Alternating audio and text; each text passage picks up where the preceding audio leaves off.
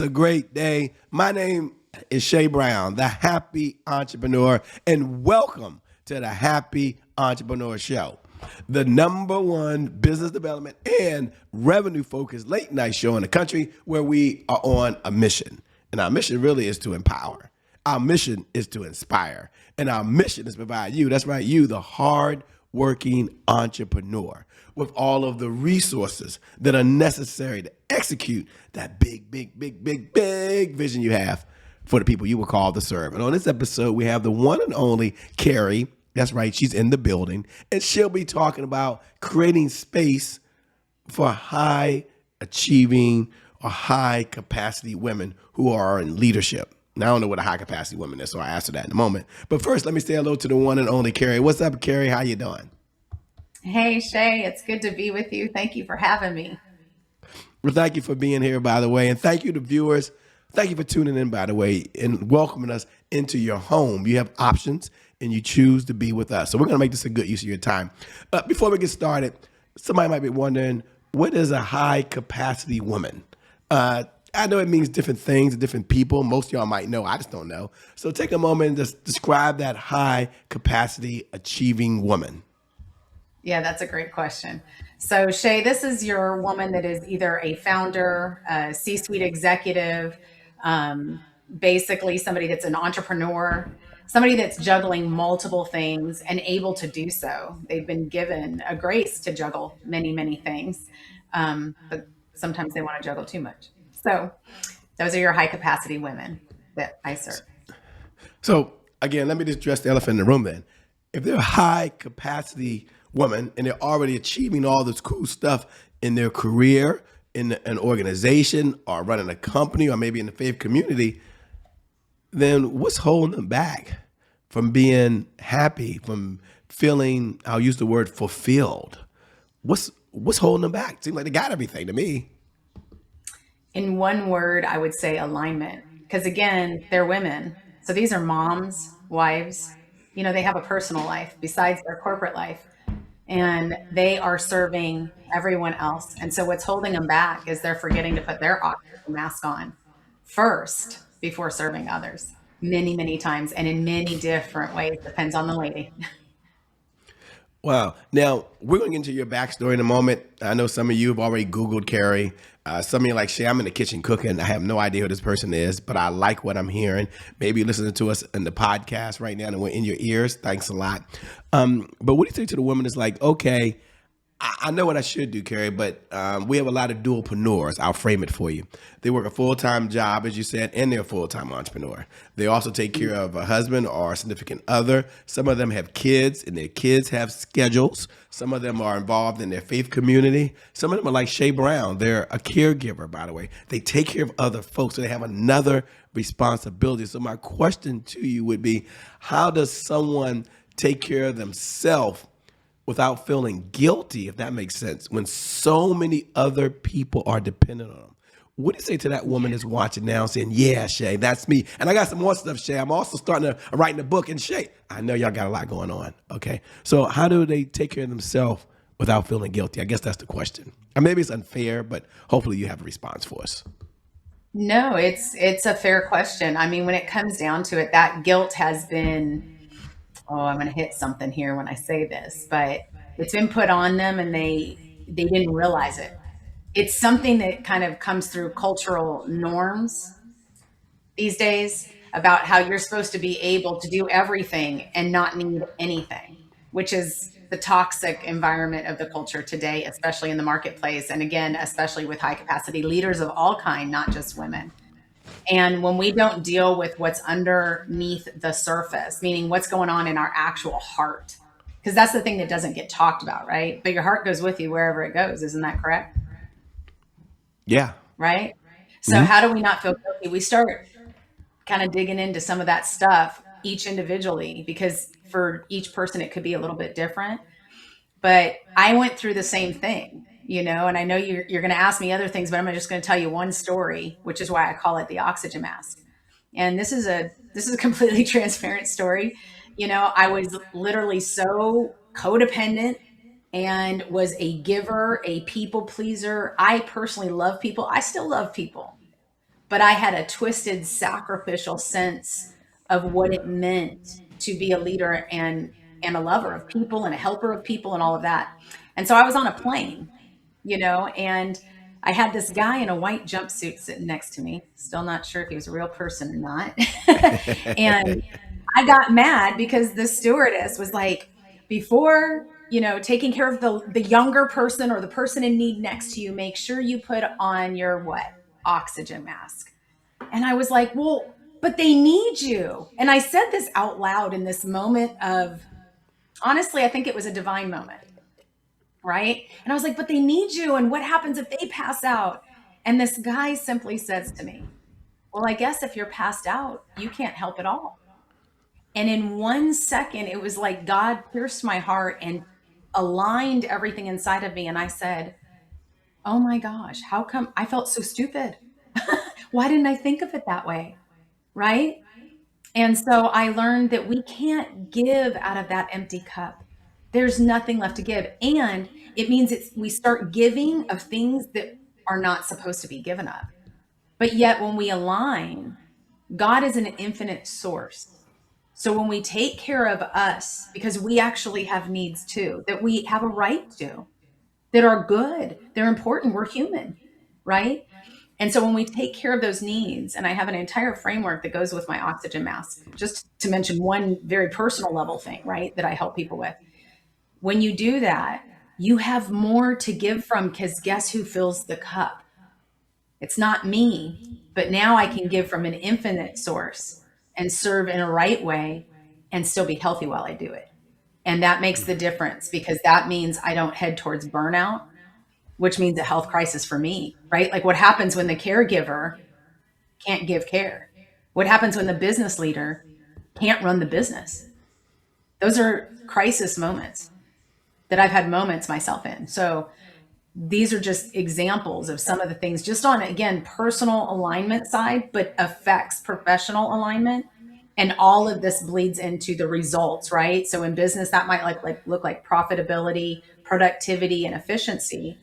Whereas on the personal side, it means I'm not putting my kids last, my husband last, my faith last. My own soul needs that nourishment. And then I can even maybe have more space to serve with my best yes in all these capacities, including faith. Faith is something that actually is not supposed to be compartmentalized. It's part of who we are no matter where we go. So I know I gave you a lot there. No, Sorry. no, it was spot on, and we're going to get a little bit about your backstory as well in a moment. But I'm curious, as you were sharing that, you talk a lot about going from vision to execution, and I'm Yeah. curious, what's one of the mistakes that women make that holds them back from executing the vision? So let's just say they're sitting there saying, "Okay, I know what I want." But what are some things that holds them back? So I guess the question is, they're trying to go from vision to execution. What's some of the things that hold them back from doing that? Well, they're trying to keep up with the culture around them and they're trying to over please either their clients or any kind of constituents that you're serving, whether it be your family or anything else. And when you do that, everybody else becomes your God. So I align them with actually the biblical principles on how we're supposed to do these things. And then they don't have to compartmentalize their faith and they operate out of alignment with who their true identity is. And we do that through overcoming the mindsets and the belief systems that limit them with regards to that question. Exactly. Does that make sense? It makes a lot of sense, and that's a good segue to us learn about your backstory. You know, the question, who are you? What's the backstory of who we're talking to now? Please share. Well, first, I'm Cari Bordley, as you know. And I was one of these women. I was running two successful businesses, one that I had co founded with my husband at the time, and a solo venture. And I was serving everybody else but me. And so it led to a crash where I was in postpartum depression. I couldn't help myself, I couldn't fix myself, and I couldn't resolve the situation I was in because I had toxicity in my business and my personal life. Again, I was married to my business partner at the time. And then my own solo venture was also happening. And I also, too, am a person of faith. So I was serving in my communities and so on and so forth. So in my backstory, I burnt out. I crashed. I found the bottom of the pit, if you will, of what my abilities could do. And I have a lot of abilities, just like many of the women I serve, you know, and yet I got to the end of myself. And that was when God encountered me. And so he asked if he could start with me. And of course I sat there and I was like, but he, you know, but this, but that. And God said, no, can we start with you? And the day that I said yes, the day that I got willing, that was the turning point in my life. And so I have lived through what I lead people through now and serve people through now. And I learned keys, I learned frameworks, I learned the ways that we are supposed to operate so that we can live the life that Jesus really died to give us in all aspects of our life, which is why he called it the abundant life. It's not just when you're at church, it's not just when you're at home, but you can actually operate from being. And when you're aligned there, everything shifts. I like everything shifting. Thanks for sharing. Thanks for being so transparent. You know, you talk about the RISE method, R.I.S.E method, the RISE method. Take a moment, if you would. I know you only have so much time, but give us a little bit of the backstory of that. And in simple terms, what does it help leaders do that they often struggle to do alone? And that's really the question. You know, I mean, you got the RISE method, but I'm curious, what does it help leaders do that they struggle if they just did it by themselves? By implementing the RISE method, guess what? They do it faster, easier, quicker, and they have way more success. Absolutely. So, in essence, the RISE method is going to take us through rediscovering or reigniting our true core identity and our calling within the purpose of life. The I is going to help them to break through those limiting mindsets and internalize their power. So, it's an internal empowerment when that happens because it reconnects you with the source. The S is we're going to strategize their vision. And then the E is we're going to execute it with mastery. So you had talked about this guilt, right? That many function out of to take time for themselves. I have statistics on that. Less than 24% of people will even take time for strategic reflection. When you don't do that as a business leader, you're not as innovative. You're not making the best decisions. They're not aligned with the values that you want in your own life and in your corporation and in your family, right? So through the RISE method, we actually pull out that stuff, right? We, oh, well, I didn't see that. Why do you need others? Because we all have blind spots. And oh, by the way, we talked about this at the beginning. I hold space for them. Who's serving the leaders? Leaders are basically in these organizations, and if they're dying on the vine, chances are their team is watching that modeling, and that's affecting them too, because they want to keep up and please the leader. You see how this can be kind of a cancerous thing within an organization. And just to use another statistic out there, you know, burnout is costing companies 322 billion with a B dollars in lost productivity and performance. 322 billion. So What? prioritizing these leaders, taking care of them, through the RISE method, I can save them the time and the energy. I can provide the clarity they can't see about themselves, hold the space that lets them really look at that for a minute, and then provide them a pathway and a clear blueprint out that saves them time, energy, and it affects their performance, their productivity, and their profits. So they can actually build both the business and the life that they want to leave as a legacy.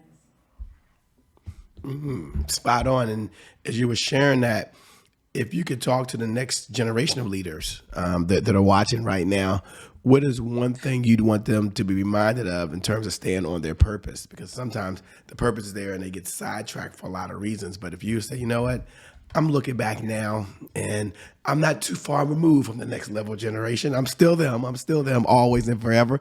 But if I had to look back and share maybe one thing that I want them to know so they never forget their purpose, what would you share with that group of folks that's watching now? They finally got their purpose. They know what it is.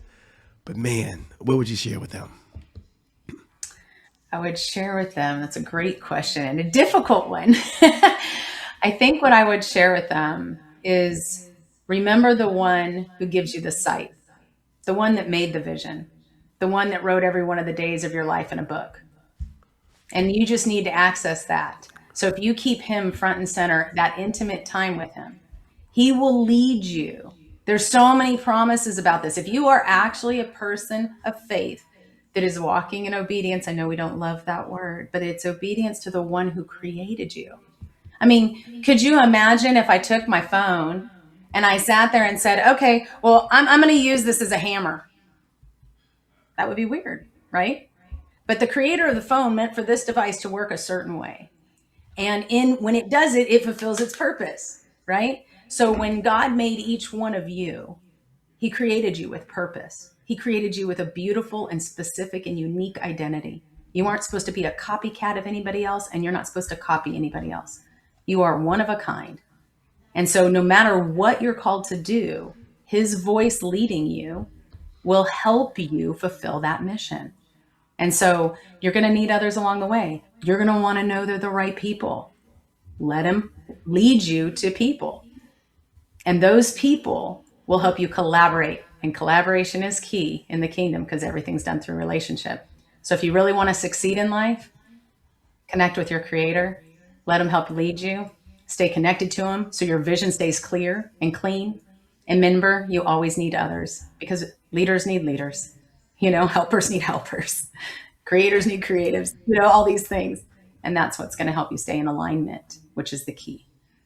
I love it, by the way. And it's a perfect segue, I believe, to a segment we have here called Today is my January 1st. Now, for those folks who tune in every night at 11 p.m. Eastern Standard Time, you know what we're about to do. In fact, you can go ahead and say those magical words if you want. Today is my January 1st. Happy New Year to you. And for all the other folks who are tuning in for the very first time, today is my January 1st is our personal mantra at the Happy Entrepreneur Show. It represents a fresh start. It represents a do-over. It means our past, no matter how dark and gloomy that past is, or how bright and sunny that past is, the past really no longer equals the future. And so my question from Cari, maybe her life's been perfect, we'll figure that out. But my question for Cari is two parts. Number one, when you hear those words, today is my January 1st, what do you hear? And number two, what was another challenge you had where there was a setback? Things didn't go the way they wanted them to. And how were you able to bounce back from it? Yeah. Wow. First of all, today is my January 1st reminds me of Jeremiah 29:11. And it goes all the way to 14, but everybody likes to talk about how God gave you a hope and a future, right? But if you go further than that, it also says, so you will come to him and cry to him and he'll help you, basically. I'm paraphrasing, of course.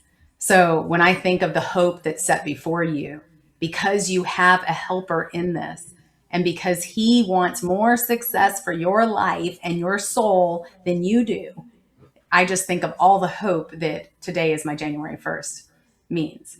When I think about times when you have that hard time and just using that New Year's idea right there, I think back about how important it is that we look back and we ask the Lord to show us where he was during those times.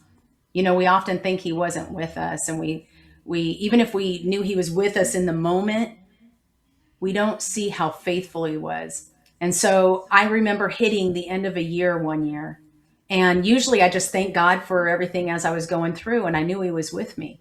But when I look back over that year, you know what? I was shocked because I saw so much growth in me. Sometimes we get so focused on the one day at a time, and that's good too. But when you look back and you can see how much you were carried through, how much, even though you went through all those things, you survived, you grew, and you might even have grown past what you could even see on paper, let's say. And I've gone through those seasons. And when I had that moment at the end of the year, that year, to look back like that, it really hit my heart because I had grown so much and I couldn't see it without the right perspective. And so perspective is everything, whether you're looking forward or you're looking behind, but make sure hope is in it. Perspective is everything. Well said, by the way. Well said. And thanks for sharing that with us. One of my favorite questions I like to ask when we have a few minutes, and we have a few minutes now, is what's one of the best pieces of advice you've ever been given? And I like to frame it for the audience that you read more books than you can remember these days. You've had lots of mentors along this journey of life. You've watched more movies, I'm sure. You've been to more training seminars. Can't remember all the seminars you've been to. But if you had to step back in the moment you have and say, you know, Shay, this is just one of reaching out and grabbing the best piece of advice I've been given that I want to share with the audience because it's impacted me, what would it be and why? Hard one for me, Shay. You know what pops into my brain? I'll go with that. Is this too shall pass? And when we're going through hard times, like when you're strength training and you're in the middle of doing your sets, right? Oh my gosh, you might not feel like you can survive it. I mean, even if it's good, think about it. Getting married, it's a stressor because of the fact that it's actually a good stress, but it's still stress. So when we're in the middle of those stressful moments, this too shall pass reminds us that today is just today and that God willing, we're going to have a tomorrow, right? And that over time, they will show the fruits of everything that was going on if you have the right perspective. So this too shall pass is something that lets you hold that space for your moment today, for you to have grace about you, about whatever it is you're going through, about the others you're serving. And so I think that that's maybe the one that I want to talk about today, because I have a feeling somebody needs to hear that today. Yeah, well said. And you talked about a high capacity woman. You talked about success. I'm just curious for where you are in your life right now. What does success look like for you, and what does it feel like these days? Success looks like for me that I am in alignment, that I can sleep because I know that I'm serving the way I'm supposed to, and that there's results from that serving. And that gives me great joy. So that's something that really drives me. And when I can see growth in others, whether it be my kids, myself, my spouse, or my clients, you know, that's success because we're growing and we're all learning new things with each other and with the Lord. And then let me see, what was the other part of that question? You asked a two Well, what part does it feel question. like? Yeah, I think you kind of described it already, but if you want to add more, you're welcome to do that. Yeah, I mean, I just think that overall it feels like peace. It does. I mean, it's not the peace that doesn't do something. It's the peace that knowing that my life matters, not only to God, right, and myself, but also everyone around me. And that I might not be doing it perfect, but we all love each other and we're all working together toward the future, toward the goals ahead. And I think that that's really important for people to understand because Yeah, that's what I success love is. it. And something that's totally off topic, ladies and gentlemen, we're coming down the home stretch. I get it. We're almost there. But I just couldn't leave this call because she has something that I just love, by the way. She's not talking about it yet, but that's cool.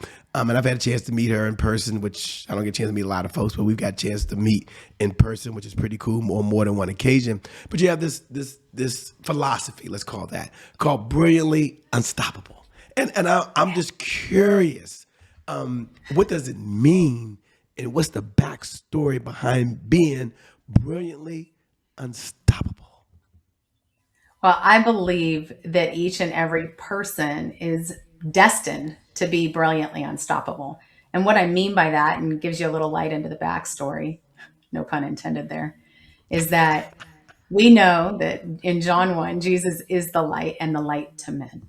And so his light is in each one of us. And so as we get alignment in our identity, clarity in our calling and our purpose, and we get that healing that happens through mindset renewal, we become a light, a city on a hill. And when you're in a world that sometimes seems a little dark, you need the lights. So there's where the brilliantly comes in. The most brilliant thing I can think of is a diamond. And the way it's brilliant is it has many cuts. So we've been through a thing or two, but we're shining more brightly because of it. And the unstoppable is because I truly believe that we are all meant to be overcomers. And I think I've demonstrated that in this time together because it's not about your past. It's about your future and it's about who you are today. And so you have that chance that that's your story. That's the thing that maybe even somebody right now is connecting with me on these pieces of the story. And that story is your testimony and it matters. not just to you, but it's needed in this world to shine your light and be brilliantly unstoppable. So, no pun intended. And then this is the last question. I'll leave brilliantly unstoppable a little. But if I said, Cari, finish this sentence. A woman becomes brilliantly unstoppable when she blanks. How would you finish that sentence? Like, I'm just curious for all the women out there that are curious. Like, if I could ask Cari that one question, hey, Cari, a woman becomes brilliantly unstoppable when she ... What would Cari say? I don't know. But you said I can ask any question I want. So aren't you curious? I'm curious. Talk to us. The question, let me stop being so silly. But the question is, Cari, in all seriousness, a woman becomes brilliantly unstoppable when she ... Please finish that for us. I think when she stops apologizing for being who she's been meant to be. So she gets that alignment in her identity. And I don't know if you've ever met people that are truly confident, not because they know so much, because of who they are and they're comfortable in their own skin.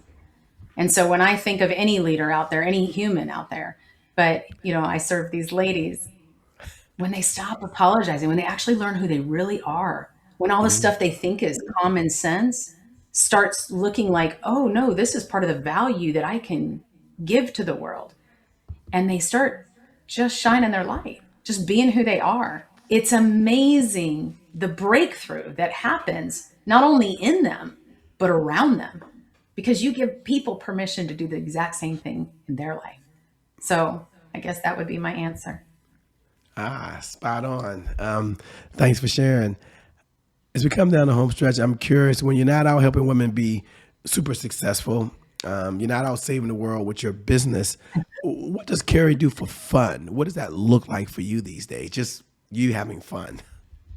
Yeah. So since I don't have horses again yet, I would say, I'm playing with my dog. I love going for walks. I love the beach. Love the beach. And if I get the chance to be near some mountains, because I'm in Florida, so we don't have too many. But I love the mountains. So I like going for hikes and stuff like that. But I like being outside. I do in many, many Cool. ways. I love it, by the way. As we come down the home stretch, two-part question. Number one, what type of clients is your firm looking to work with these days, if any? I'm not sure if you're taking on any clients. And number two, how can folks best connect with you? They're like, Shay, I like to stay in this conversation with Cari. What should I do? Where should I go? What's going on? Please share with the audience. Yeah, well, thank you for that. And they can connect with me. I'll start there. They can connect with me through my website, www.brilliantly. I'm sorry, I have that one too. caribordley.com. That's CARIBORDLEY.com. And in the end, the people that I'm looking to work with right now is these C-suite women, these leaders, these high capacity women. So the entrepreneurs, the C-suites and the founders. And I do have a few spots left available. I only work with a certain number of people each quarter because it's highly customized work. So I would encourage them to go on caribordley.com and register for my next upcoming webinar. It's free, but it can change your life.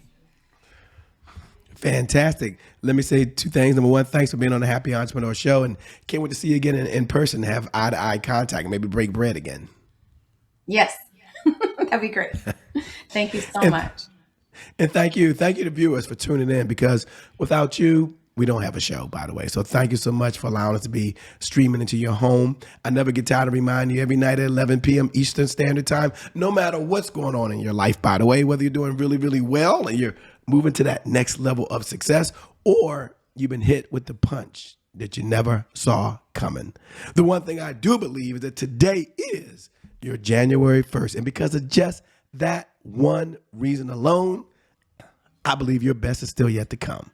Your best is yet to come. Your best is yet to come. That being said, my name is Shay Brown. I'm out. Peace. Thanks a lot, Cari. We'll see you all on the other side. God bless and keep doing God's work. We're out of here. We got to go. Bye-bye, everybody.